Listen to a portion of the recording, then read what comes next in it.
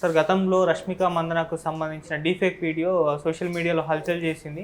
So అప్పుడు సినీ ప్రముఖులు, రాజకీయవేత్తలు కూడా దీన్ని ఖండించడం చూసాం. అయితే ఇప్పుడు ఆ డీఫేక్ వీడియో క్రియేట్ చేసిన అతన్ని పట్టుకున్నారంట కదా, అసలు ఎవరు మరి అతను, ఎలా పట్టుకోగలిగారు సార్ పోలీసులు? నవంబర్లో అమ్మాయి వీడియో ఒకటి బయటకు వచ్చింది. ఆమె లండన్లో ఉన్న ఒక అమ్మాయి లిఫ్ట్లో నుంచి బయట వస్తున్న వీడియోని తీసుకొని ఆ తల ప్లేస్లో రష్మిక మందన్న హెడ్ని పెట్టారు. అది కొద్దిగా స్లోగా చూస్తే తెలిసిపోతుంది, ఆ షిఫ్ట్ కనబడుతుంది. ఆ తల నుంచి ఈ తలకి వచ్చే ట్రాన్సిషన్ ఉంది కదా, అది తెలిసిపోతుంది. బట్ మామూలు ఐకి, అన్ట్రైన్డ్ ఐ అంటారు, అన్ట్రైన్డ్ ఐకి అది తెలియదు, రష్మిక మందన్ లాగా అనిపిస్తుంది. సో ఇది ఒక బేసిక్ డీప్ ఫేక్ టెక్నాలజీతో అతను చేశాడు.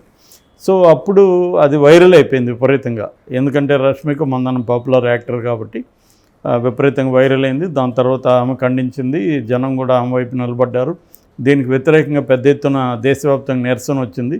దీంతోపాటు ఇంకొన్ని కూడా ఇలాంటివి వచ్చాయి. దాంతో సెంట్రల్ గవర్నమెంట్ దీన్ని ఢిల్లీ పోలీస్ విభాగానికి అప్పగించింది. ఢిల్లీ పోలీస్ విభాగంలో ఇప్సో అనే ఒక డిపార్ట్మెంట్ ఉంది. ఇప్సో అంటే the intelligence fusion and strategic operations, దాన్ని ఇప్సో అంటారు.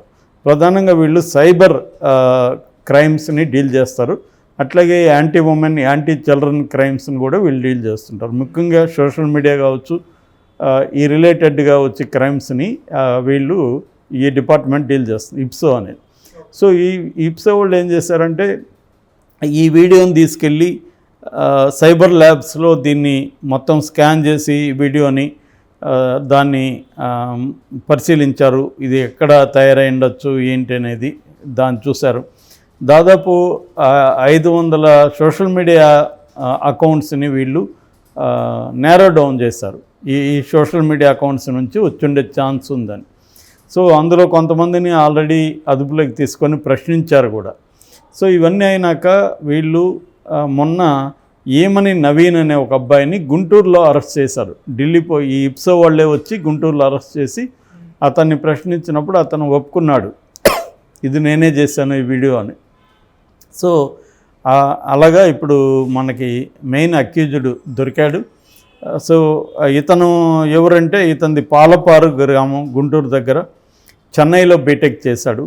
బీటెక్ చేసిన తర్వాత 2019లో గూగుల్ ఉంది కదా, గూగుల్లో డిజిటల్ మార్కెటింగ్ కోర్స్ చేశాడు. దాని తర్వాత ఫోటోషాపు వీటి మీద వర్క్ చేశాడు. ఇన్స్టాగ్రాము కొంత ఇది పెట్టుకున్నాడు, ఫేస్బుక్ ఇవన్నీ పెట్టుకొని రష్మిక ఫ్యాన్ పేజ్ కొద్దిగా మెయింటైన్ చేశాడు. ఇతను ఫ్యాన్ పేజ్ క్రియేట్ చేసి చేశాడనమాట. అట్లాగే వేరే హీరో హీరోయిన్ల ఫ్యాన్ పేజెస్ కూడా ఇతను చేశాడు. చాలామంది ఏం చేస్తుంటారు, ఫ్యాన్ పేజ్ అని చెప్పి వాళ్ళ ఫోటోలో పెట్టడం, దాని నుంచి రెవెన్యూ జనరేట్ చేసుకొని బతకడానికి ట్రై చేస్తుంటారు అనమాట. అలాగే ఇతను కూడా చేస్తున్నాడు. అయితే ఇతని ఇంటెన్షను ఆమెనేదో బ్యాడ్ చేయాలనో లేకపోతే ఆమె మీద గ్రడ్జో లేదంటే అట్లాంటిది ఏమీ లేదు.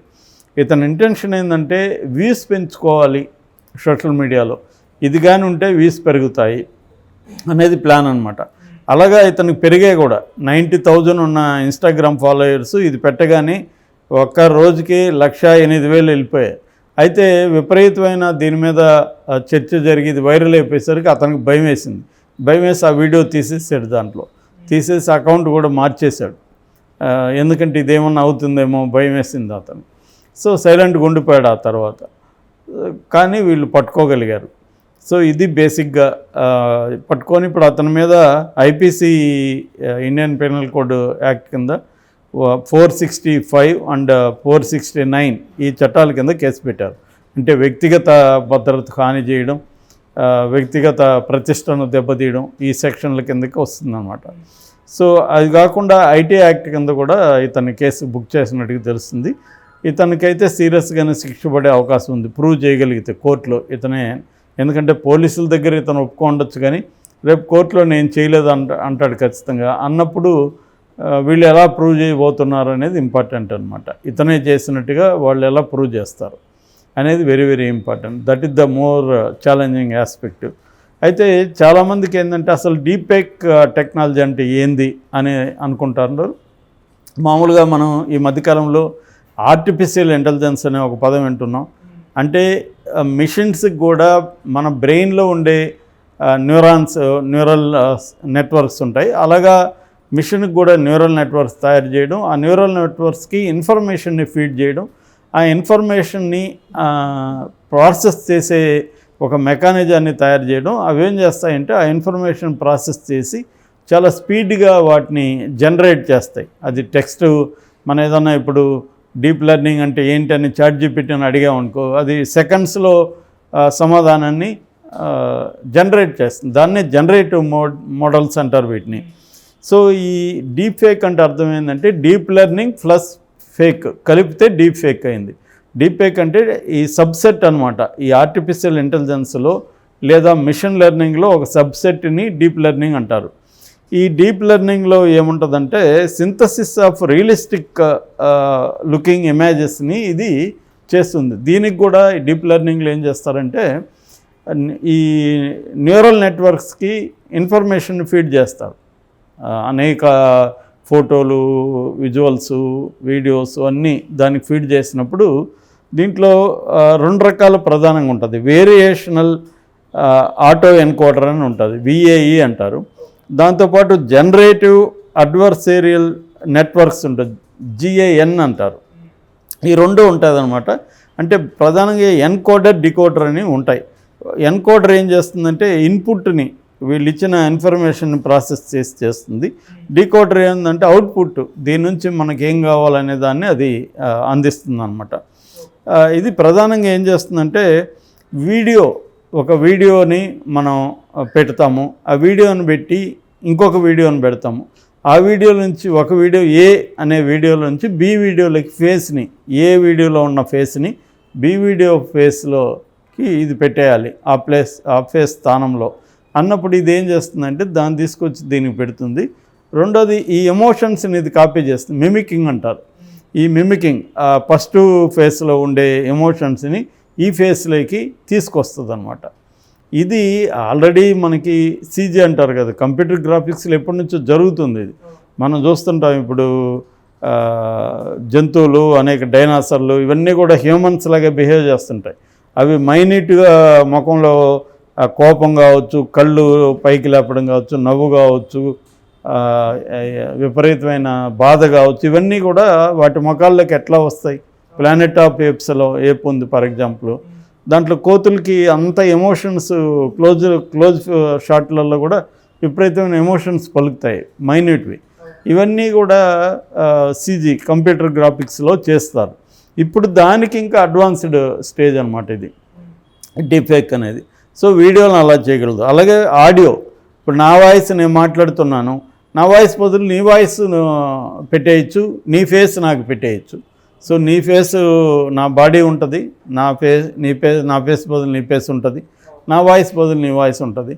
సో నీ వాయిస్లో నేనేమి చెప్పాలనుకుంటే అది చెప్పించేయచ్చు. టెక్స్ట్ ఇస్తే టెక్స్ట్ వాయిస్గా కన్వర్ట్ అయిపోయి నీ వాయిస్తో అది వెళ్ళిపోతుంది అనమాట. అంటే నీ వాయిస్ శాంపుల్ని తీసుకొని ఆ శాంపుల్ నుంచి జనరేట్ చేస్తుంది అనమాట, మనకేం కావాలో అది. సో ఇది చేయగలదు. అట్లే ఇమేజెస్ని తీసుకొని కూడా మ్యానిపులేట్ చేయొచ్చు. అట్లాగే టెక్స్ట్ని కూడా మ్యానిపులేట్ చేయొచ్చు. అంటే ఫర్ ఎగ్జాంపుల్ ఇప్పుడు నేను పోయిటరీ రాస్తాను, నాకు ఒక స్టైల్ ఉంటుంది, నా స్టైల్ని కాపీ కొట్టమని దీన్ని అడగచ్చు. నా స్టైల్ అంటే నా పోయిటరీ ఒకదాన్ని దీనికి అందించి దీన్ని నువ్వు కాపీ కొట్టి ఇలాంటి పోయిం రాసి లేదా ఇలాంటి టెక్స్ట్ రాసి అని చెప్పి నా స్టైల్లో రాసి చూసేవాళ్ళకి ఇది నేనే రాసినని నమ్ముతారు, నా స్టైల్ తెలిసిన వాళ్ళు. సో అలా కూడా ఏమార్చచ్చు అనమాట. అంటే ఆయనే రాశాడు ఈ టెక్స్ట్ అని నమ్మించవచ్చు మనం. సో ఇది దీనివల్ల పాజిటివ్ అంశాలు కూడా ఉన్నాయి. పాజిటివ్ అంటే మెయిన్గా ఫిల్మ్ ప్రొడక్షన్లో చాలా అడ్వాన్స్డ్గా వీడియో ప్రొడక్షన్ చేయొచ్చు. ఫర్ ఎగ్జాంపుల్ ఇప్పుడు మనం ఆల్రెడీ ఇక్కడ చేస్తున్నారు, డీఏజింగ్ అంటారు. ఒక హీరో ఉంటాడు, ఆయనకి 70 ఏళ్ళు, ఆయన యంగ్గా చూపించాలి. ఈ డీప్ఫేక్ టెక్నాలజీతో యంగ్గా చూపించవచ్చు. ఈ మధ్య శోభన్ బాబు అంత తిరుగుతున్నాయి కదా, శోభన్ బాబు, నాగేశ్వరరావు కొన్ని వచ్చాయి. శోభన్ బాబు వీడియో అయితే వెరీ పాపులర్ అయింది, అది కూడా డీప్ఫేక్ టెక్నాలజీ చేశారు. అట్లాగే గాడ్ ఫాదర్లో ఆయన కార్లియోన్ క్యారెక్టర్ ఉంది కదా, దాంట్లో మోహన్ లాల్ని పెట్టారు, ఫేస్ మాత్రం మోహన్ లాల్ది ఉంటుంది, మిగతా అంతా మాట్లాడే పద్ధతి కానీ అంతా అతనితో ఉంటుంది అనమాట. సో సడన్గా మోహన్ లాల్ది చాలా పర్ఫెక్ట్గా చేశారు, దాన్ని మలయాళం వాళ్ళు చేశారు. అలాగే అదే సినిమాలో ఇంకొక రోల్లో మమ్ముట్టిని పెట్టారు. అట్లాగే చనిపోయిన వాళ్ళని బతికించినట్టుగా కూడా మనం చేయొచ్చు. ఇప్పుడు ఎన్టీఆర్ పెద్ద ఆయన చనిపోయాడు, ఆయనతో సినిమా తీసేయచ్చు రేపు పొద్దున ఈ డీప్ టెక్నాలజీ ద్వారా. అట్లాగే పర్సనలైజ్డ్ కంటెంట్, ఇప్పుడు మనకు మోడీ వచ్చి హాయ్ దాము బాలాజీ నీకు హ్యాపీ బర్త్డే అని ఆయన చెప్పినట్టుగా పెట్టేయచ్చు మనం, పర్సనలైజ్డ్ కంటెంట్. అట్లాగే ఎడ్యుకేషనల్ దీనికి కూడా ఇది పనికొస్తుంది, అంటే హిస్టారిక్ ఫిగర్స్ని కూడా వాడచ్చు. ఫర్ ఎగ్జాంపుల్ ఇప్పుడు అంబేద్కర్ విగ్రహం పెట్టారు కదా మన విజయవాడలో, అక్కడ ఒక సెంటర్లో ఏంటంటే వీడియో ఈ టెక్నాలజీ ఉపయోగించి మనం ఏదైనా ప్రశ్న అడిగితే అంబేద్కర్ వచ్చి సమాధానం ఇస్తాడనమాట ఆ వీడియో ద్వారా. అంటే అంబేద్కర్ మనకు సమాధానం చెప్పినట్టే ఉంటుంది. ఇలాంటి ఎడ్యుకేషనల్గా ఒక గ్రేట్ టీచర్ ఉన్నాడు, ఆయన చనిపోయాడు ఫర్ ఎగ్జాంపుల్, ఆయన్ని మళ్ళీ రివైవ్ చేయొచ్చు మనం. ఆ గ్రేట్ టీచర్ ఎలా చెప్పాడో అలా చెప్పించవచ్చు రేపొద్దున. ఇటువంటి అనేక రకాల ఎడ్యుకేషనల్ పర్పసెస్కి డీప్ టెక్నాలజీ వాడతారు. అయితే నెగిటివ్ సైడ్ కూడా ఉంది. నెగిటివ్ సైడ్ ఏంటంటే ముఖ్యంగా రివర్స్ పోర్న్ అంటారు. అంటే ఒక పోర్న్ తీసుకొని మనకు నచ్చిన మనకు తెలిసిన అమ్మాయిని దాంట్లో పెట్టేయచ్చు. అంటే ఈ అమ్మాయే పోర్న్ వీడియోలో యాక్ట్ చేస్తున్నట్టుగా నమ్మించేయచ్చు. అది వెరీ డేంజరస్ రేపొద్దున. ఈ రకమైన బ్లాక్మెయిల్స్ ఎక్కువ అవుతాయి. మనకు ఎవరితోన్న అమ్మాయి మనం ట్రై చేసాము, అమ్మాయి మనం పడలేదు, సో ఆ అమ్మాయిని రివెంజ్ తీర్చుకోవడానికి ఈ పని చేసే అవకాశం ఉంది. అట్లాగే ఫైనాన్షియల్ ఫ్రాడ్, ఇప్పుడు నీకు తెలుసు నేను నీకు వీడియో చేసి వీడియో కాల్లో ఒక 50,000 నా అకౌంట్లో ఇవన్నీ నేనే చెప్పినప్పుడు నువ్వేమనుకుంటావు, నేనే చెప్తున్నాను అనుకొని నువ్వు అకౌంట్లో వేసే అవకాశం ఉంది. రేపొద్దున అది మామూలుగా చాలా పీపుల్లో భర్త భార్యకి ఫోన్ చేస్తాడు, వీడియో కాల్ వస్తుంది, వీడియో కాల్లో భర్త నాకు ఇబ్బంది అయింది, నీ దగ్గర ఉంది కదా నీ అకౌంట్లోంచి ఒక 50,000 నాకు పంపించంటాడు. ఆమె పంపిస్తుంది, కానీ ఇతను భర్త కాదు, ఎవడో ఆఫ్ఘనిస్తాన్లో నుంచి కాల్ చేయొచ్చు ఈ డీప్ టెక్నాలజీ ఉపయోగించుకొని.